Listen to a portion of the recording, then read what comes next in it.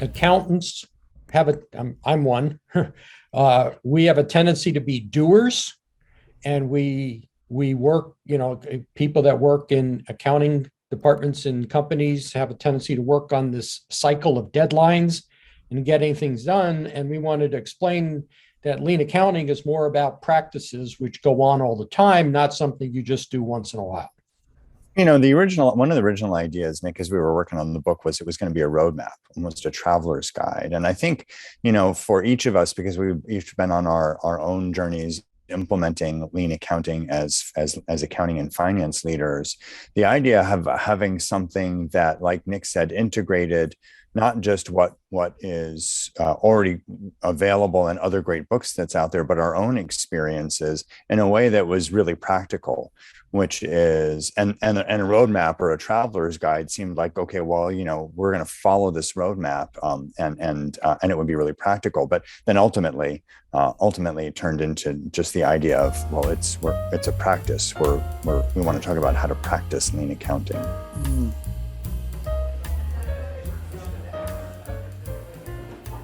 Hi, I'm Tracy O'Rourke. And I'm Elizabeth Swan, and we are from the Just in Time Cafe, and welcome to our podcast. At the cafe, we wrestle with tough questions, we talk to thought leaders, we discuss great books, and get insights from Lean Six Sigma practitioners. We let you in on helpful apps, bring you the news, and challenge the status quo so you can build your problem-solving muscles. Hey, Elizabeth, what's on the cafe menu today? Today's highlight is our interview with Nick Katko and Mike DeLuca, co-authors of their new book, Practicing Lean Accounting. Mike and Nick are a great duo, and they gave us some insights into the biggest source of waste in accounting processes, and it's not money. Mm-hmm. Next up, it's an app that sets you up to be a rockstar team builder. And for Q&A, we asked our problem-solving community about how they dealt with the classic solution masquerading as a problem known as lack of training. It's a great new year at the cafe, Tracy. Woohoo! Up next, it's hot apps. Yeah, Tracy, today's app is called Confetti. It's an app that brings a whole new level of intrigue and impact to team building. Maybe want to go try something like an escape room, and I have no idea what that is. Yes, today's virtual environments have forced us to rethink how we work. And I think many of us have experienced online engagement is still a puzzle to be figured out. And that includes how we continue to build important relationships with each other as well. Enter Confetti. It's an app or service geared towards fun. Their claim to fame is unforgettable team building or networking experiences. They have hundreds of team building ideas that you can book instantly on a one-of-a-kind platform. They have fun virtual games like Coworker Feud, Taboo, Virtual Escape Quest, Elizabeth, Pictionary, classic trivia, and mini games. They also have what I was very intrigued about, shippable experiences like Latin American cooking class, a winter mixology class, a tie-dye workshop, a hot chocolate bomb making class, or if you just want to host a virtual lunch party. And when you sign up for one of these, they handle all the boxing and shipping of all the items. Wouldn't that be fun to get a chocolate bomb making kit? I love it. I just want the bombs. I don't have to right, make them. And you know what? Let's face it, hosting an online event can be a challenge. Some of us don't like to do it, but we're kind of forced into it. So if you need a little help, Confetti has a team building event or events where you can hire an engaging host so you don't have to worry about it. They'll host the Jeopardy game. They'll host the murder mystery or the holiday pub party, and you can just sit back and participate in the festivities and not have to worry about that stuff. But I'm going to say, it costs money. It's not cheap to engage Confetti, so hopefully you've got a budget for employee morale available. Some events are only $7 a person, so that's not bad. But then they have events that are 300, 500. I saw one for as much as 2,500. Then again, who can put a price on employee morale and how important it is? So Elisabeth, what did you discover when you looked it up? Yeah, thanks for suggesting this one. I found an event called Zero Waste, which caught my eye given our backgrounds. And it was a 1-hour remote Zoom workshop for up to 300 people on how to reduce their impact on the environment. And I tried the little instant quote feature, and I found out that you could have up to 29 people. I kept pumping in other numbers. I'm like, what about 10? What about 20? What about 29? So for all the numbers up to 29, it cost $750. And it was tiered pricing. So then the end of it was $2,250 for 300 people in the workshop. And it covered things like recycling and what was reusable, and it was run by an environmental advocate. And that one looked, both kind of an educational piece, but again, you're doing it with a group. And then you could even register to become a vendor, if you've got your own workshop that you want to offer. And the fact that they source out all the events means they've got a constantly expanding list of offerings. And since part of our work life is now permanently remote, it seems like a great way, like you said, there's a budget to reconnect with and engage teams in ways that could be, entertaining, but it could also be educational and useful. So I thought that was kind of cool. Very cool. So we're going to include the link to confetti on the podcast post on our website so you can check it out. I'm Elisabeth Swan, and you're listening to the Just in Time Cafe podcast. In a short while, you'll get to hear our interview with Mike DeLuca and Nick Katko. Next up, it's a question we posed to our community. How do you help people move beyond the lack of training mentality? So this is something that you and I have both heard a lot. People just need more training. That's the problem. But it's not, you want to just shoot yourself. But it's like, lack of anything, that's a trigger that then we know it's a solution that's masquerading as a problem. And, there's going to be some training, but it always reminds me, and you've heard me tell the story, but I had an instructor at my local gym. It was a spin class, and she was awesome. I loved her. She got me in great shape. And every time we finished the class, she was clearly somewhat annoyed, but always good-natured with us. She was fishing plastic water bottles out of the trash. And she'd say, people, this is not the recycling bin. Like, the recycling bin is on the right and trash is on the left, right? Trash left, recycle right. She just kept repeating the instructions every time we finished it, trying to train us. And I realized, just like the people we coach sometimes, she saw the problem as a training issue. She regularly repeated instructions, hoping, we'd get it. And, you and I are thinking, well, maybe the bins could be different colors, maybe there'd be labels, but, that doesn't occur to everyone. So, we see it with our team leads. They list lack of training as a problem or a root cause. I tell them the story, and then do they see this as a knowledge gap? Not so much need for training, but that there is a knowledge gap, and how are we gonna fill that? Mm-hmm. And then we asked the community. So we got some great responses. Jamie Flinchbaugh, author of his latest book, People Solve Problems, and also a guest on the show. He said, anytime people jump to retraining as a solution, I have to ask, if it didn't work the first time, why would doing it again be different? And I love that. He just sums up basically the classic definition of insanity, which is doing the same thing and expecting different results. Another technique comes from our colleague, Stephanie Hill, owner of Lightbulb Moment Consulting and senior process analyst for Barry Applebaum and Leiden. And she offered, whenever I teach 8 aspects of good solutions, I include change, not train, and lack of or need more are no-nos when soliciting issues. So even if training is amazing, without tools or just making the work more logical, people will drift to what works best for them. And that may be a case of sharing best practices. So I love that. Which ones did you pick out? Well, here's another good one from continuous improvement engineer Doug Stone. He coaches others that if a manager calls and says you need to train their people, He tells them to ask these 3 questions. Please share with me the evidence you have that points to lack of training, number 1. Number 2, have the people been trained on what it is you think they lack? And number 3, how will you know that the training you want is successful? He has the folks that get training requests post this in their office or cubicle. Not bad. And this is great advice from Hugh Alley. Hugh Alley is author of Becoming the Supervisor, and he was a recent guest at the JIT Cafe as well. He learned from an early mentor to consider 4 reasons people don't do what's wanted in order. Number 1, they don't know what is wanted. 2, they don't know how to do what is wanted.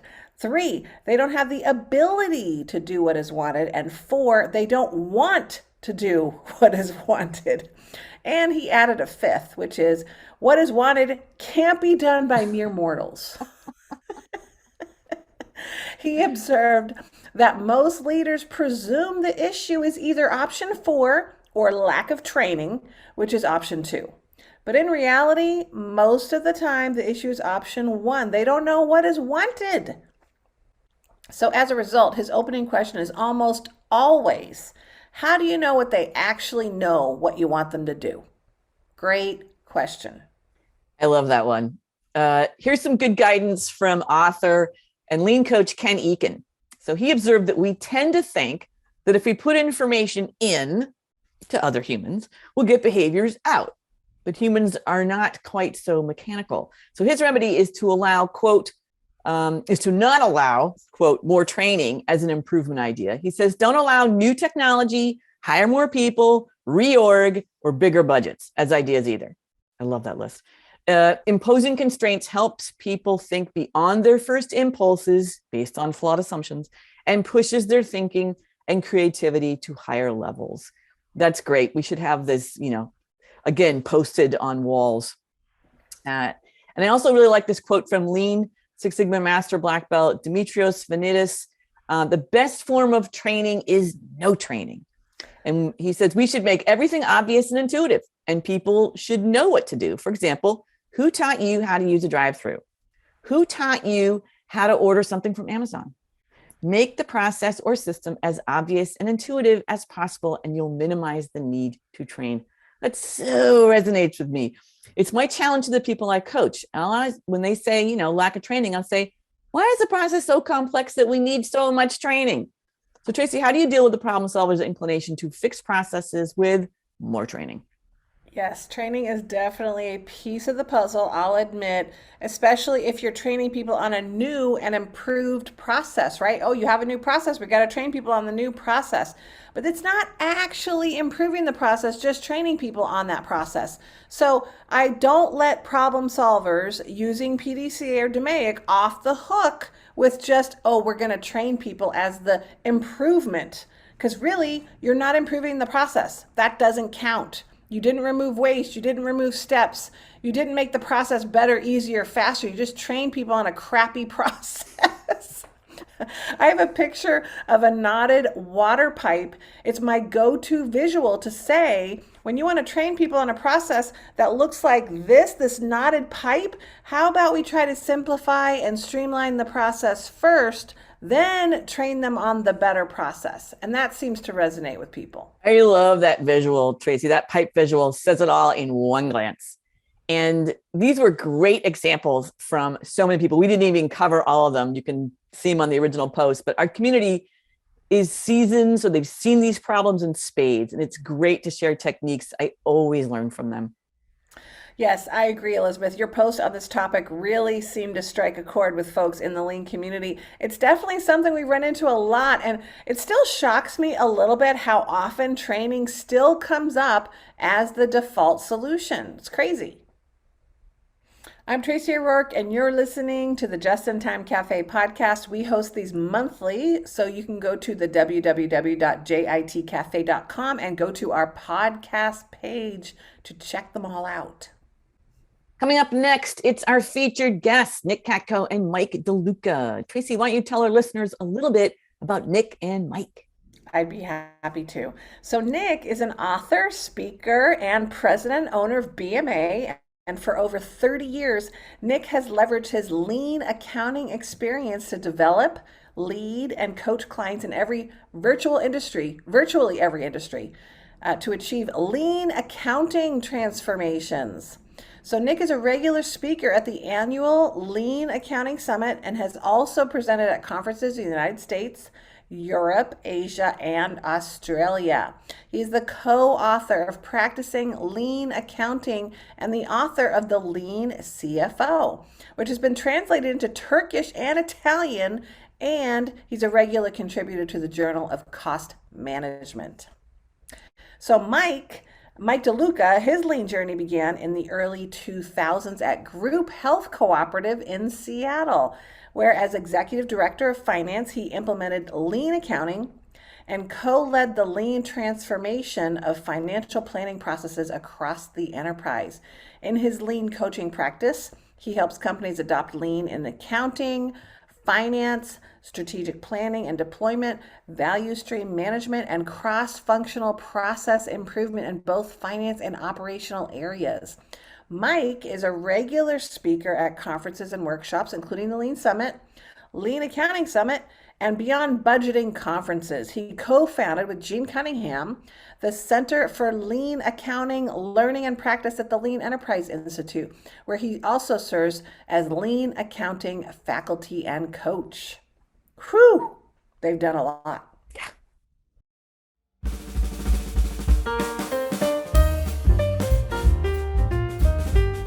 Hello, Nick and Mike. Welcome to the cafe. We are so happy you could join us here for a cup of lean caffeine.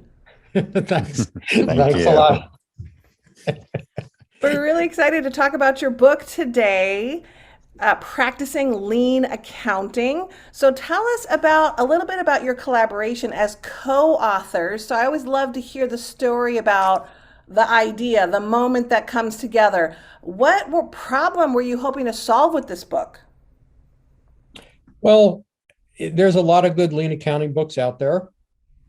And what we wanted to do was sort of explain it, sort of, take some pieces of how the other books explain lean accounting and explain it in a way that readers can easily understand it. And that's why we selected the title of Practicing Lean Accounting. Accountants I'm one. We have a tendency to be doers, and we work, people that work in accounting departments in companies have a tendency to work on this cycle of deadlines and getting things done. And we wanted to explain that lean accounting is more about practices which go on all the time, not something you just do once in a while. Mm-hmm. Mm-hmm. And go ahead, Tracy. No, very helpful. What you have anything to add to that, Mike? One of the original ideas, Nick, as we were working on the book, was it was going to be a roadmap, almost a traveler's guide. And I think, for each of us, because we've each been on our own journeys implementing lean accounting as accounting and finance leaders, the idea of having something that, like Nick said, integrated not just what is already available in other great books that's out there, but our own experiences in a way that was really practical, which is, and a roadmap or a traveler's guide seemed like, okay, well, we're going to follow this roadmap, and it would be really practical. But then ultimately it turned into just the idea of, well, it's a practice. We want to talk about how to practice lean accounting. Nick, in a blog for the Lean Enterprise, you wrote, Lean accounting is a collection of new and different practices that change how accounting approaches its work, its relationships with its customers, and its role in a lean company. Can you tell us more about how practicing lean accounting changes relationships with customers? Well, accounting has a lot of customers, which is interesting. They deal with a company's customers primarily through things like invoicing and billing and things like that, but they also have a wide variety of internal customers who have a wide variety of needs. And, if you think of lean as, serving customers better, how can accounting serve all its customers better? And it means understanding what they value and making sure that is delivered. And it really has a dramatic impact on internal customers because, accounting needs to listen, especially in a lean company, because the information needs change, and accounting needs to adapt to that. Mhm. Would you say that traditionally lean accounting or accounting practices are not customer focused? What are your thoughts around that? It's funny because, and the reason why I asked this is because I did work with someone who was in accounting at King County, and she said, well, you don't go to the accounting business because you're warm and fuzzy. What are your thoughts around that, Mike? Yeah, so that's a really good question. I think, and I'll just speak for myself, starting off in my own career in finance and accounting, I would say that certainly the end recipient of the work that I was doing, that person or a group of people, that was important to me. And I think the lean frame, and I think you'll find as much variation in accounting and finance as potentially you would in any other support service in an organization regarding how quote unquote customer focused the folks who are working in there are. And so, but let's just take it from the perspective of how the lean discipline actually helps fine tune that customer focus. So I might be a traditional accountant and really care about the end users of my products. But what I don't really understand is how to identify customer requirements and then adjust my work to really best meet those customer requirements. And so I think even in organizations where the accounting team has good relationships with the people that they serve in the organization, the lean frame really helps think about what is it that they truly need? Do I deeply understand that? And as opposed to I'm imposing my own expectations, or I'm imposing some maybe more of an academic or a learned construct on what it is that my customers need. How am I deeply understanding what they need and then ensuring that what I'm doing gets that to them, high quality, first time quality, and quickly and easily when they need it. So that might be what I'd add. I love that. Yeah, that's great. And this is kind of a different tack, but Nick, I'm impressed. I feel like you have good influence skills. And I want to know, how did you get Mike to agree to inserting your granddaughter Zeta's horse drawing into your book? Well, Mike and I would meet usually on Friday afternoons and just have a recap of what we did and what we're going to do next week. And Zeta, when this is when she was not in school, we usually had her on Fridays, and she would sit in on the meetings, and because she wanted to know who Mike was and all this stuff, and then she would sit next to me and draw pictures, and then she'd show them to Mike. And then she drew this one picture of a horse, and she said to me after the meeting, she said, "You need to put a horse in your book." So I talked to Mike about it and just said, it's hard for a grandfather to turn that down. Basically, Zeta, and she has a little brother too. They can basically ask me anything and I'll do it. So I think it brings some horsepower. Yeah. Oh, good. Mike, what were you going to say? I was just going to say it was an easy yes. I mean, we spent so much time on Zoom, and Nick, you had both your grandkids and often your cat joining our work sessions in various collaborative ways. So it feels like it's part of the book. I mean, she was there. She was present for the creation of this book. So however that manifested for her was a horse. Yep. And I think you guys respected that, and that's good.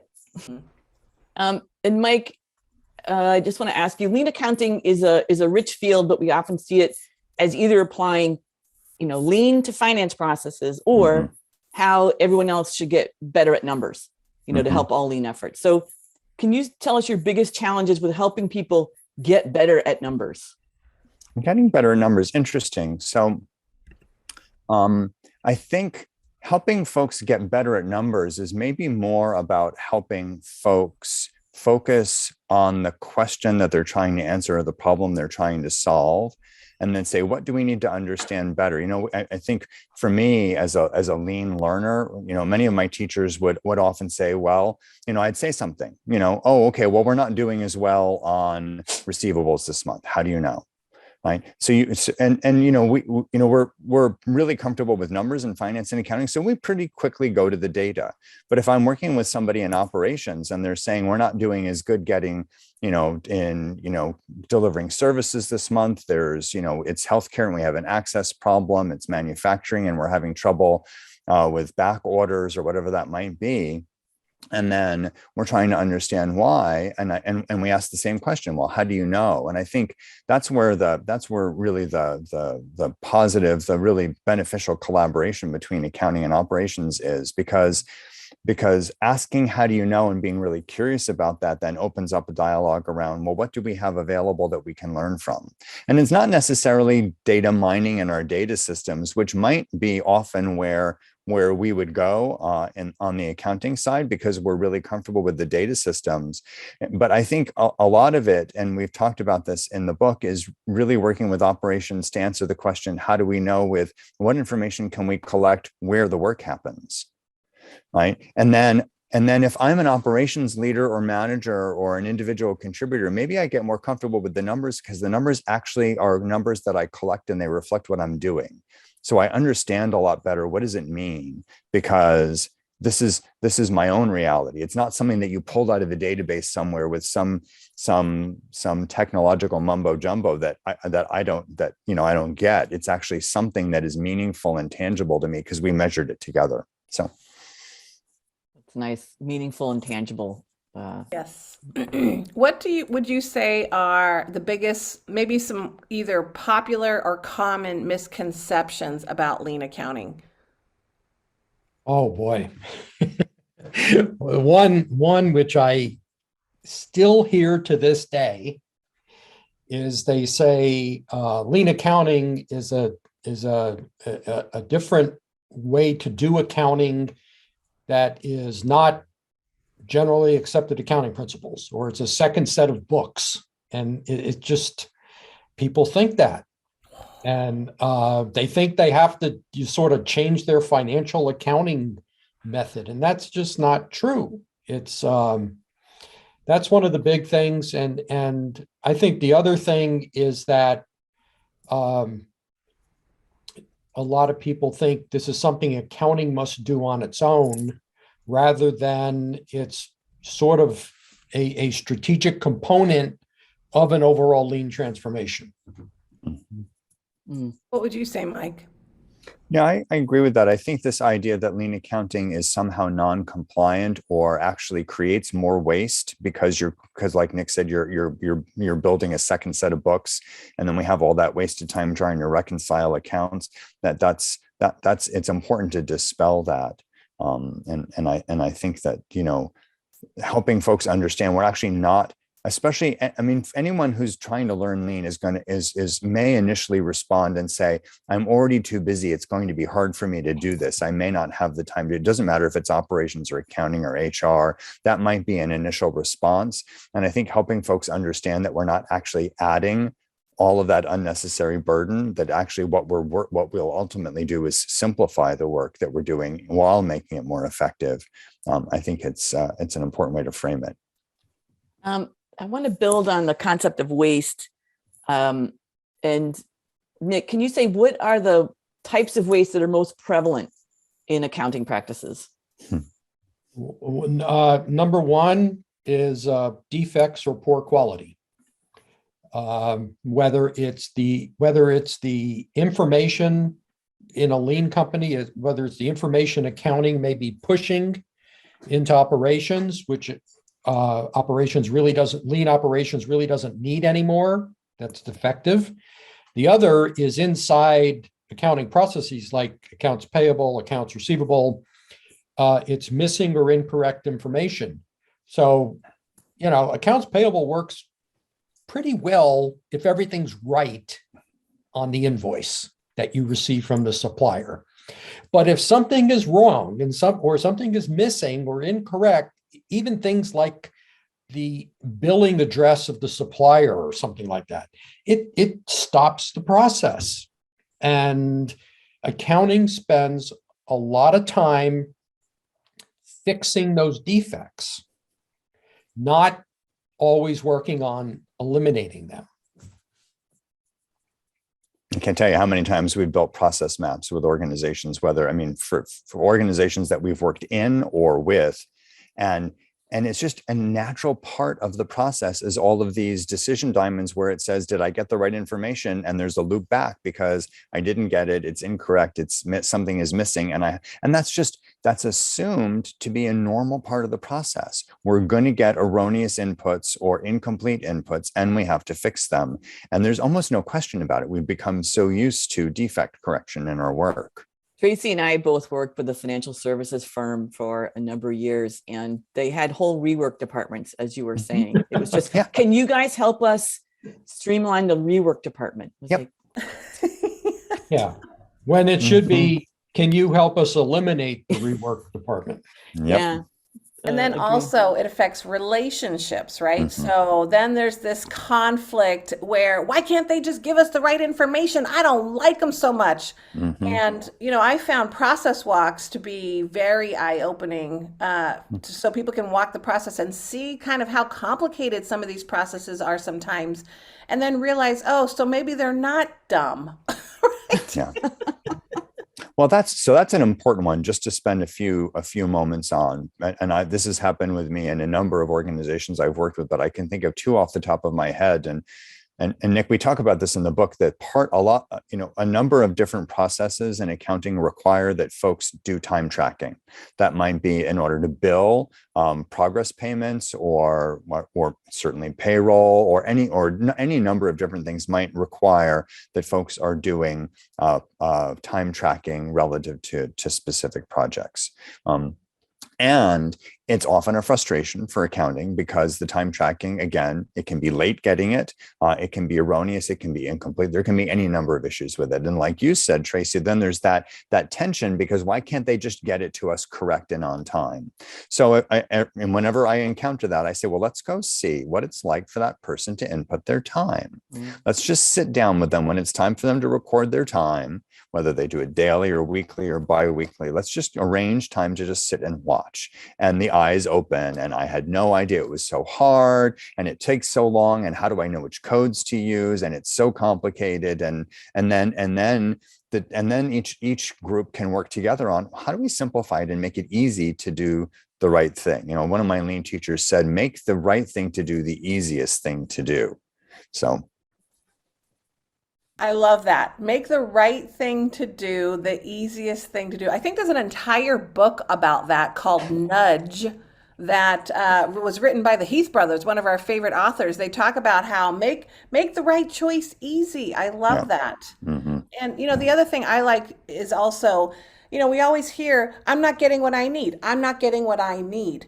So how do we make it easier for you to get what you need, right? How do we make it easier for them to provide that information, right? So they, focusing on I'm not getting what I need as opposed to shifting the thought process. How do I make it easier for them to give me what I need, right? Yeah, and it's another important way that lean accounting learns how to go see how to model respect for people and how to create a collaboration around solving a problem, as opposed to, like you said, a tension or maybe a non-collaborative relationship. Just a quick note, Tracy, as much as we love the Heath brothers, Richard Thaler wrote Nudge. I just want to give credit where credit is due. You're going to have to kill that one for me then. Thank you. Yeah, it's okay. it's just a mistake. We're talking about mistakes, Tracy, and how they get made, and in your case, it's just a memory issue. Nick was just talking about, Mike was talking about going to the Gemba to see how that happens. And I can just see exactly how that I'm so glad you caught that. So I'm going to, Nick, one of the stumbling blocks that we run into with improvement leaders is the need to make their efforts show up on the bottom line, right? So I know that's a big piece of. Oh, yeah. And if they are measuring labor hours, the bottom line could mean losing staff. That, fundamentally anti-lean, who's going to want to practice lean if the last effort resulted in a reduction in force? So the other focus with labor hours is repurposed time, right? So less waste in the system means more hours to add value. But there's always that's considered soft saving and less valuable. So how do you address that tug? Yeah. First of all, it's important, for and improvement leaders, I think, intuitively understand what I'm about to say, but sometimes finance and accounting doesn't understand it, or company leaders don't understand it, is that most improvement activities, they generate time, which we call capacity, and, capacity, time doesn't show up on the financial statements. So if sort of company policy is all improvement activities need to show a cost savings, people have a tendency to, as Mike says, monetize time. Mm-hmm. So how much time did we save? What's the labor rate? How often does this occur? Multiply it out. We're saving $100,000 a year because of this improvement, but it doesn't show up.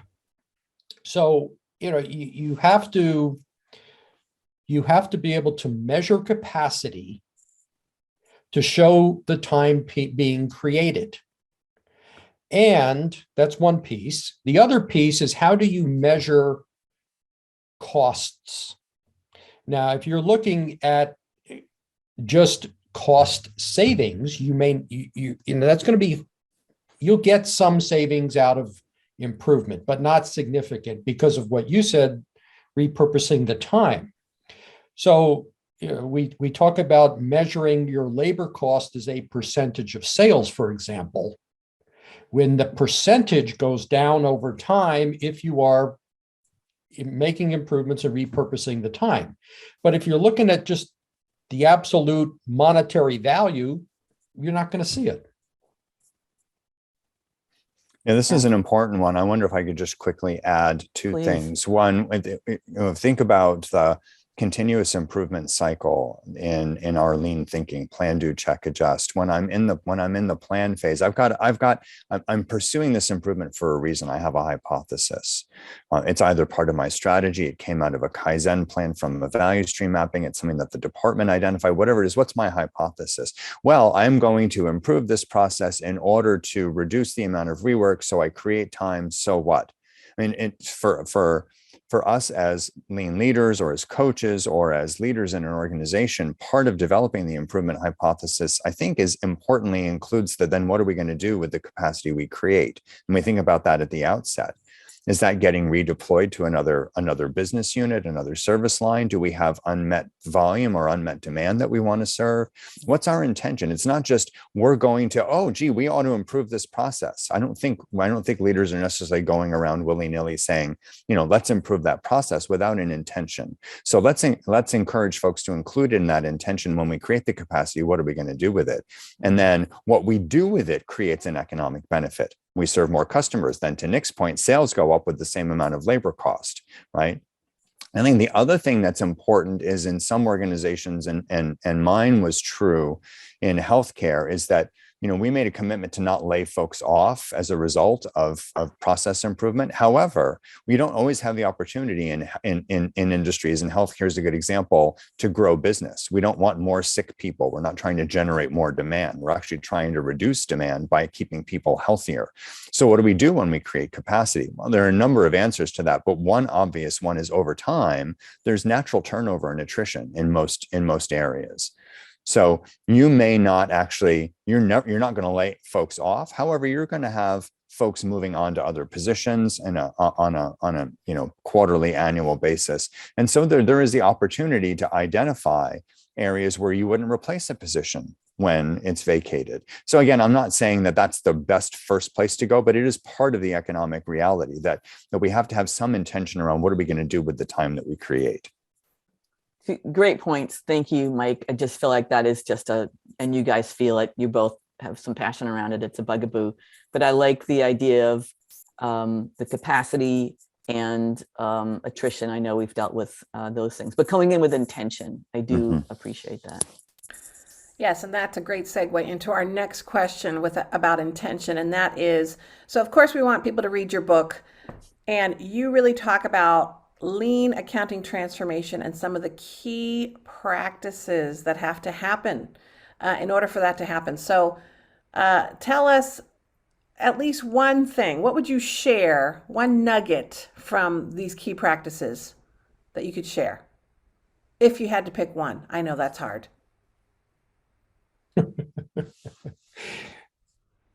Key practices is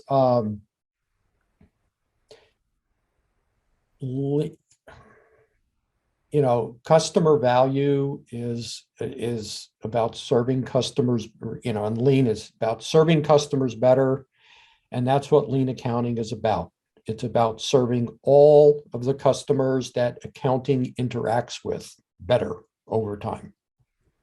Yeah, I think this really helps us in accounting and finance identify, if we talk about the different types of waste that we encounter in our work, if we're really clear on customer requirements, it helps us get a lot clearer about what is overproduction and what is excess processing, because we now have a context for saying, oh, we're producing more than the customer requires. I can't tell you how many reports my team sent out each month, hundreds and hundreds of recurring reports. And when we got really clear on what the end, and folks always said, oh yeah, we want to get those reports. Those are interesting, they're helpful. And when we changed the frame and said, how are they helpful? How are you using those to improve the organization's performance for its customers?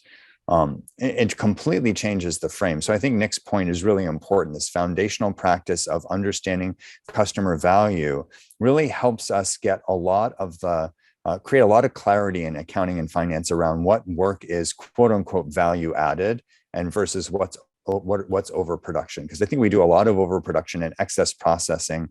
Excess processing, we do estimates and forecasts to enormous levels of detail and granularity and precision that, again, are not necessarily required by the end customers. So I think that's a very, very helpful frame for us. That's awesome, because that is a constant. I mean, I think just the word reports usually sends like a shudder. It's like, what? How long, but that's the clarifying question. How are they helpful? To really sort of step back and look at that extra processing. And I love it when they discover it, right? They're like, what are we doing to ourselves? Right? Can I 4 steps. Yes, go ahead. Can I tell you a quick story about that? Mm-hmm. So a couple of weeks ago, I went to work I did some work at a company. Small family-owned business, been around for about 50 years. And we talked about all kinds of waste. And one of the things that came out is that, this company, privately held, had a chart of accounts of over 1,000 individual accounts. And they broke it down into the types of accounts and all that stuff. And so we talked about, how to improve that. And just this morning, I talked with them and they had a meeting yesterday, and in 2 hours, they eliminated about 500 accounts because they just sat there and said they didn't need them. And it only took 2 hours. And he said there's about 20, the CFO said there's still about 20 accounts that people still want to hang on to. So it's going to take a little while longer. So 50% reduction in the chart of accounts in 2 hours. In 2 hours. That's amazing. And you're like, my work here is done. Well, that's a great story. And I know the book is full of just examples of what you guys have experienced in your immense careers. So thank you so much for pulling that together. And you. if people wanted to, well, we're going to let everyone know how to get the book, but if they wanted to get in touch with you, where should they go? Start with Nick and then go to Mike. All right. So go to the BMA website, which is maskell, maskell.com. And you can learn, and you can also contact me at nkatko@maskell.com. And that's the easiest way to get a hold of me. Yep, and we're both on that website. Yeah, Mike's on it With, too. Right. Either that or we could get in touch with Zeta, see where Yeah. you guys are. Yep, track the art career. Uh-huh. She's Thanks so getting- much. She can read now, so this thing is going to continue to build. Yeah. You're She's gonna got have her a own book. chapter in your next book by Zeta. Yeah. Mhm. And then her own book. Yeah, I may have to do that. Thank you both for coming to the cafe. It's a pleasure to have you. This has been a lovely conversation. Thanks. Thank This you was so fun. much.